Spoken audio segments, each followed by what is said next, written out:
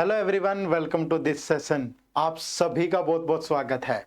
In today's session we are going to discuss some important topics in quantitative aptitude which are really relevant for your upcoming RBI grade B 2023 examination.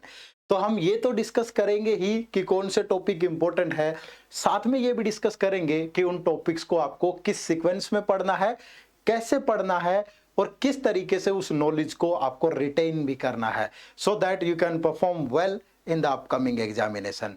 So शुरू करते हैं, लेकिन शुरू करने से पहले एक बहुत ही इंपॉर्टेंट इंफॉर्मेशन आप लोगों के साथ शेयर करूंगा regarding this comprehensive guide book.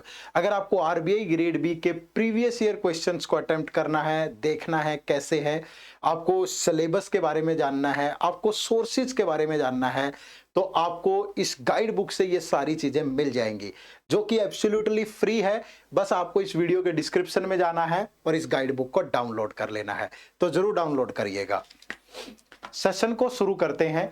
सबसे पहले अगर मैंने आपको बोला कि मैं आपको कुछ इंपॉर्टेंट टॉपिक बताऊंगा, तो आफ्टर वॉचिंग दिस वीडियो आपका टारगेट स्कोर क्या होना चाहिए।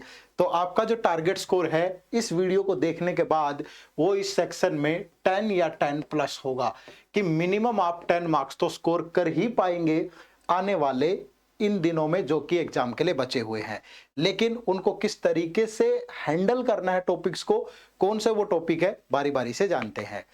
आपका जो कंप्लीट सिलेबस है वो ये रहता है, ठीक है। क्वांटिटेटिव एप्टीट्यूड सेक्शन में टोटल 30 क्वेश्चन पूछे जाते हैं, 30 मार्क्स के होते हैं, और इन टॉपिक से क्वेश्चन पूछे गए after analysing the previous year papers from 2015 to 2022।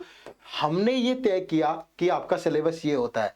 Notification में मेंशन नहीं होता, लेकिन प्रीवियस ईयर के एनालिसिस के बाद इन टॉपिक्स को हमने आइडेंटिफाई किया है जहां से आपसे एग्जाम में क्वेश्चन पूछे जाते हैं।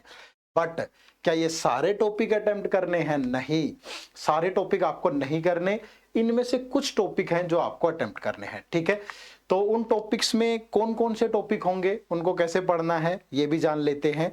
और जो मैंने ये टॉपिक आपके लिए इंपॉर्टेंट टॉपिक चूज किए हैं उनका बेस है पीवाईक्यू, प्रीवियस ईयर्स का एनालिसिस, ठीक है। तो पिछले 7-8 सालों के जितने भी पेपर हुए हैं सबको मैंने एनालाइज किया और देखा कि कौन से ऐसे टॉपिक हैं जो ज्यादा संख्या में जहां से क्वेश्चन पूछे जाते हैं और जो पिछले कुछ सालों से ट्रेंडिंग में भी है, क्योंकि लेवल भी तो ईयर बाय ईयर इंक्रीज हो रहा है, ठीक है।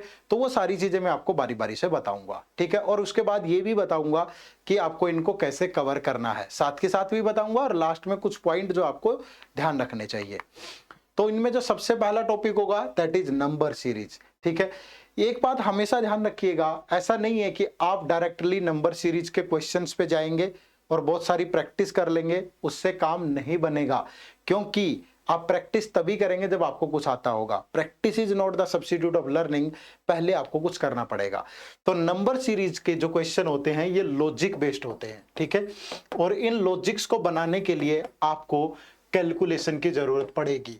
लेकिन क्या कैलकुलेशन में बहुत सारी ट्रिक्स आपको आनी चाहिए? नहीं, अगर आपको बेसिक कैलकुलेशन भी आती है तो भी आप क्वेश्चंस को सॉल्व कर लेंगे। बेसिक कैलकुलेशन में जैसे आपको टेबल आती हो कुछ तक, ठीक है, सम करना आपको आता हो, स्क्वायर वगैरह आपको 25 तक के आते हो, क्यूब वगैरह आपको 10 तक आते हो, और परसेंटेज की नॉर्मल बेसिक इंफॉर्मेशन भी आपके पास है, तो आप इजीली इन क्वेश्चन को बना सकते हैं। तो पहले थोड़ा सा एफर्ट यहां पे लगाइएगा और उसके बाद ढेर सारी प्रैक्टिस करिएगा, नए अपडेटेड क्वेश्चन प्रैक्टिस करिएगा, क्योंकि ईयर बाय ईयर पूछने का तरीका भी बदलता जा रहा है। तो उन क्वेश्चंस को जरूर ध्यान में रखना है, ठीक है। जो सेकंड टॉपिक जो आपको प्रिपेयर करना है दैट इज क्वाड्रेटिक इक्वेशन। पिछले 2-3 सालों से लगातार क्वाड्रेटिक इक्वेशन के क्वेश्चन आ रहे हैं, ठीक है। और जो क्वेश्चन है वो नॉर्मल रूट से ना होकर के इक्वेशंस के कंपैरिजन से दे रहा है। मतलब यहां भी पूछने का तरीका थोड़ा सा बदला जा रहा है। जब आप बैंकिंग वगैरह का क्वेश्चन करते होंगे तो एक्स और वाई के रूप में आपको 2 इक्वेशन मिलती होगी, फिर आप उनको सोल्व करते होंगे, रूट में कंपैरिजन करते होंगे। लेकिन यहाँ उन इक्वेशंस को टेबल की फॉर्म में दे रहा है। या लास्ट ईयर उसने क्या किया, 3 इक्वेशन दे दी और इन तीनों इक्वेशन में एक रिलेशन दिया कि इक्वेशन 1 और इक्वेशन 2 का जो सम है ये इक्वेशन 3 के बराबर है, ठीक है। क्वेश्चन इजी था, नो डाउट, बहुत आराम से सोल्व हो जाता। लेकिन at the time of examination उस प्रेशर में इन नए टाइप की चीजों को डील करना थोड़ा सा परेशान कर देता है। अगर आप पहले से प्रैक्टिस में होंगे तो आप इन चीजों को आराम से सोल्व कर पाएंगे। तो क्वाड्रेटिक इक्वेशन से 3 क्वेश्चन आ रहे हैं, पिछले साल 4 थे, उससे पहले 3 क्वेश्चन थे, 2-3 साल से लगातार पूछ रहा है, तो इस टॉपिक को भी जरूर प्रिपेयर आपको करना है। ठीक है, नेक्स्ट जो टॉपिक होगा आपका दैट इज डाटा इंटरप्रिटेशन। अब आप कहेंगे सर डाटा इंटरप्रिटेशन को छोड़ नहीं सकते क्या? छोड़ सकते हो, लेकिन उसके बाद अगर आप बाकी टॉपिक प्रिपेयर करोगे तो वो आपके लिए बहुत हार्ड होंगे। क्यों? क्योंकि अकेले डीआई से 15 क्वेश्चन आ रहे हैं और बाकी पूरे सबको मिला करके 15 क्वेश्चन आ रहे हैं एग्जाम में। बट आप डीआई में क्या कर सकते हो, आमतौर पे तीन टाइप से डीआई पूछता है आपसे एग्जाम में। पहले टाइप का डीआई एक बेसिक डीआई है। ठीक है, बेसिक डीआई में जैसे आपका पाई चार्ट, जैसे आपका टेबल ग्राफ, जैसे आपका बार ग्राफ, ठीक है, जैसे आपका लाइन ग्राफ, जैसे आपका मिक्स ग्राफ, या इन्हीं को मिक्स करके पूछेगा। जैसे लास्ट ईयर जो डीआई था वो एक टेबल और पाई चार्ट को मिला के पूछा गया था। एक जो डीआई था वो कैसलेट डीआई था, कैसलेट डीआई था। अब इस बेसिक डीआई और कैसलेट डीआई में फर्क क्या है? फर्क ये है बच्चे कि कैसलेट डीआई में जो डाटा होता है वो रो फॉर्म में होता है, उसको आपको एक टेबल की फॉर्म में बनाना पड़ता है, आपको एक पाई चार्ट की फॉर्म में बनाना पड़ेगा। लेकिन इन दोनों टाइप के डीआई को कवर करने के लिए आपकी थोड़ी सी कैलकुलेशन अच्छी होनी चाहिए, कैलकुलेशन और परसेंटेज का बेसिक पार्ट, कि किसी भी नंबर का 20%, 30%, 45%, 60% कैसे निकालते हैं। इसके अलावा थोड़ा सा बेसिक रेशियो अच्छा होना चाहिए, तो आप इनको सोल्व कर पाएंगे। ठीक है, तो यहाँ पे इस डीआई को कवर करना बहुत मुश्किल नहीं है। ठीक है, यहाँ पे थोड़ा टाइम लग सकता है, लेकिन दोनों का बेस सेम रहता है। तो आप कैलकुलेटिंग जो कैलकुलेशंस है उनको अच्छे से करिए, प्रैक्टिस करिए मोर। अगर आप यहाँ पे 100 डीआई सोल्व कर देंगे पूरे इन पे बेस्ड, तो कैसे रुक जाएगी आपकी कहानी? नहीं रुकेगी। ठीक है, जो सेकंड टाइप का डीआई होता है वो अरिथमेटिक के टॉपिक पे बेस्ड होता है, जैसे कि आपका प्रॉफिट एंड लॉस पे डीआई है, या टाइम एंड वर्क पे डीआई है, टाइम एंड डिस्टेंस पे डीआई है। बट उनके लिए आपको अदर टॉपिक भी पढ़ने पड़ेंगे, तो आप इसको एक बार के लिए स्किप कर सकते हो। बट इन दोनों में से एक डीआई आपको एग्जाम में जरूर सोल्व करना है। और अगर एग्जाम में आप एक डीआई सोल्व कर लोगे तो 5 क्वेश्चन आपके पक्के हो जाएंगे, तो आपका स्कोर अपने आप ही 10 मार्क्स क्रॉस कर जाएगा, अगर आप 5 क्वेश्चन बाकी टॉपिक से भी अटेम्प्ट करोगे। और अगर आप एक डीआई 10 मिनट में भी बनाओगे तब भी 15 मिनट बाकी 5-10 क्वेश्चन करने के लिए। बट आपको ये चूज करना है कि एग्जाम में सही क्वेश्चन पिक करें आप। ऐसा ना हो कि किसी भी क्वेश्चन पे अननेसेसरली अपनी एनर्जी वेस्ट कर दें, तो टाइम का बहुत लॉस होगा। आपको पिक जो करने हैं क्वेश्चन वो बहुत वाइजली करने हैं, तो आप अच्छा स्कोर कर पाओगे। ठीक है, तो एक डीआई पक्का सोल्व करना है, प्रैक्टिस करके जाओ, सोल्व करोगे पक्का।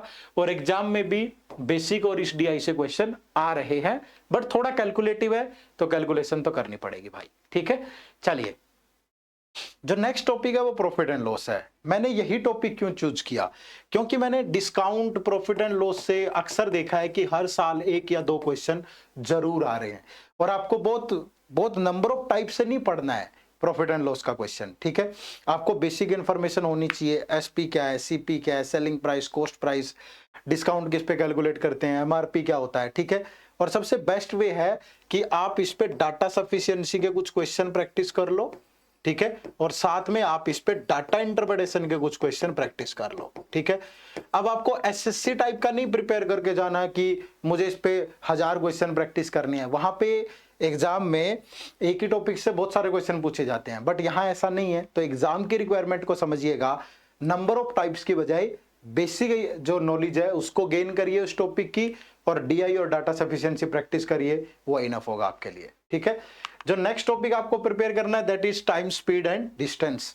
तो टाइम, स्पीड एंड डिस्टेंस के अंदर ट्रेन का कंसेप्ट भी रहेगा और बोट्स का कंसेप्ट भी रहेगा। ठीक है, ये मिलकर के टाइम, स्पीड और डिस्टेंस एक कंप्लीट टॉपिक बनते हैं। तो यहां भी आपको एफर्ट मारना है, आपको सारी चीजें कवर करनी है इसके अंदर। जैसे कि जब डिस्टेंस कांस्टेंट होता है तो टाइम और स्पीड में क्या रिलेशन बनता है, जब टाइम कांस्टेंट होता है तो स्पीड और डिस्टेंस में क्या रिलेशन बनता है, रिलेटिव स्पीड का कंसेप्ट पढ़िए, डाउनस्ट्रीम अपस्ट्रीम क्या होता है वो सब पढ़िए। और यहां से भी आपको 1, 2, 3 क्वेश्चन आराम से मिलेंगे एग्जाम में। पहले के सालों में भी पूछे गए हैं, अब भी पूछेगा तो ये टॉपिक भी आपके लिए इंपॉर्टेंट टॉपिक्स में से एक होगा, ठीक है। तो ये सारे टॉपिक आपको पढ़ने हैं, लेकिन स्किप नहीं करना। ऐसा नहीं है कि आपने सिर्फ 3 4 5 डीआई सोल्व किए और आपको लगता है कि डीआई हो गया, नहीं, प्रैक्टिस खूब करनी पड़ेगी। लेकिन ये टॉपिक आपको क्वांटिटेटिव एप्टीट्यूड में कहीं भी रुकने नहीं देंगे, डेफिनेटली आप यहां से अच्छा परफॉर्म कर पाओगे, ठीक है। तो इनको कैसे प्रिपेयर करना चाहिए, क्या हो सकता है? सबसे पहले तो देखो, सारा नहीं कवर करना है, आपको इन्हीं इंपॉर्टेंट टॉपिक पे ही फोकस करना है, ठीक है।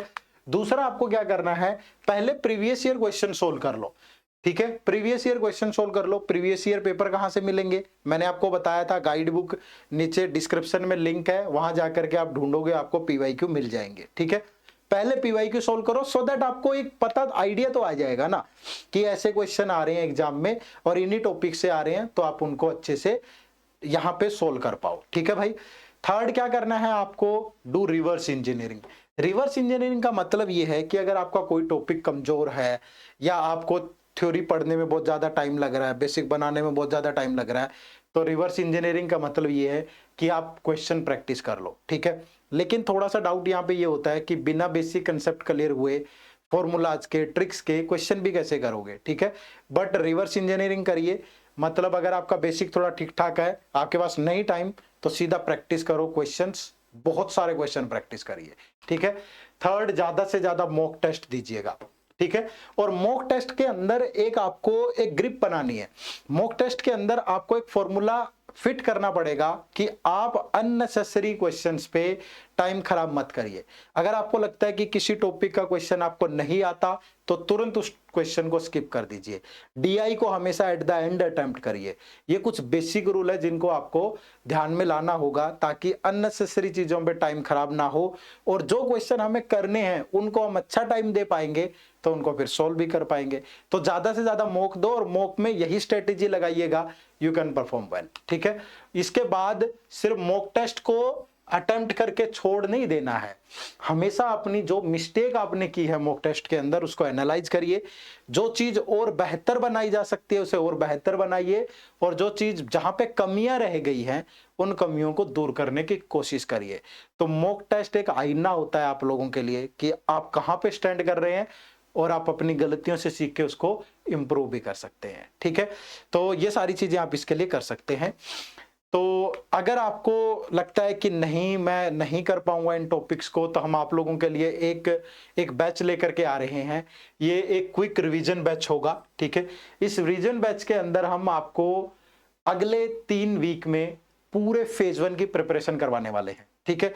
और इसमें क्या होगी, 100 आवर्स की लाइव क्लासेस होंगी, प्रैक्टिस क्वेश्चन आपको मिलेंगे, क्विजेज मिलेंगे, आपको सेक्शनल टेस्ट भी मिलेंगे, आपको फुल लेंथ टेस्ट भी मिलेंगे। तो ये आपके लिए एक बम्पर एक मौका है कि अगर आपकी प्रिपरेशन में कहीं कमी है और आप अभी उसको इंप्रूव करना चाहते हैं कुछ ही टाइम के अंदर, तो आप इंप्रूव कर सकते हैं। इसमें हम आपका फेज 1 का 100% सिलेबस की कवरेज देंगे।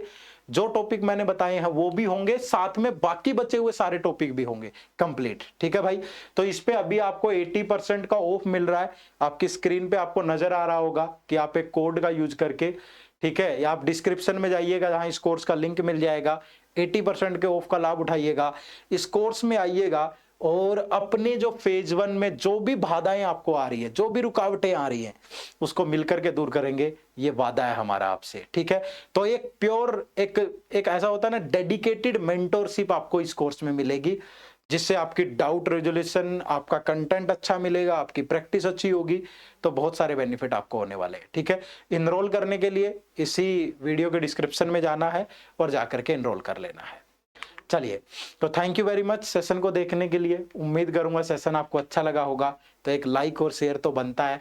तो आप मुझे कमेंट करके भी बताइएगा कि आपकी प्रिपरेशन कितने प्रतिशत हो चुकी है अभी तक, और कमी है तो आप क्या हमारे साथ मिलके उसे अपने 100% में बदलने को तैयार हैं कि नहीं है, ठीक है। तो अगर आप तैयार हैं कि मुझे डेडिकेटली एफर्ट लगाने हैं सर, तो कमेंट सेक्शन में रेडी टाइप करके मुझे बताइएगा कि आप कितने रेडी है, ठीक है। चलो, तो मिलते हैं नेक्स्ट सेशन में किसी और एनर्जी, किसी और इंफॉर्मेशन के साथ। तब तक आप सबका बहुत बहुत शुक्रिया। Thank you very much. जय हिंद, जय भारत।